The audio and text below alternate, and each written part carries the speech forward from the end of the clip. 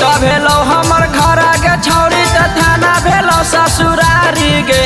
Quota भेलो हमर घर के छौरी त थाना भेलो ससुरारी गे। आगे चलो मसौरी रंगदारी के छौरी त बुझली है पक्का बिहारी गे। आगे चलो जहाना रंगदारी के छौरी त बुझली है पक्का बिहारी गे।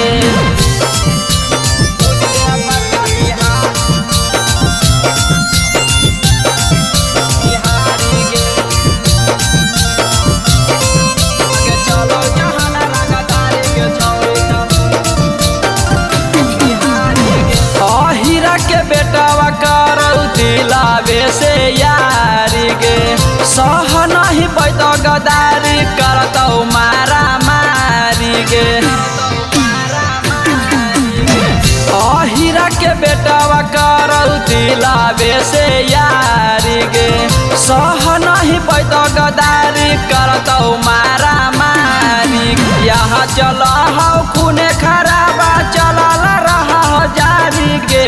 यहाँ चल हौ खूने खराबा चलल रहा जारी गे। चलो मसौरी रंगदारी के छौरी त बुझली है पक्का बिहारी गे। आगे चलो जहाना रंगदारी के छौरी त बुझली है पक्का बिहारी गे।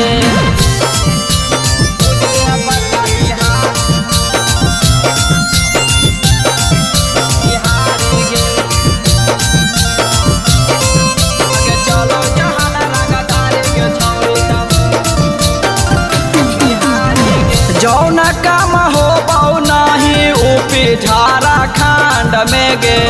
जीतू यही करे में फेमस हो प्रखंड में गे। जौना काम हो बहु नहीं ऊपी झारखंड में गे। जीतू यही करे में फेमस हो प्रखंड में गे। बाते बाते पे चल जा गोली चलल रहा हो जारी गे। बाते बाते पे चल जा गोली चलल रहा हो जारी गे। चलो मसौरी रंगदारी के छौरी त बुझली है पक्का बिहारी गे। आगे चलो जहाना रंगदारी के छौरी त बुझली है पक्का बिहारी गे। बेटा रे सार के झूला झूल अपना बाप के मत भूल।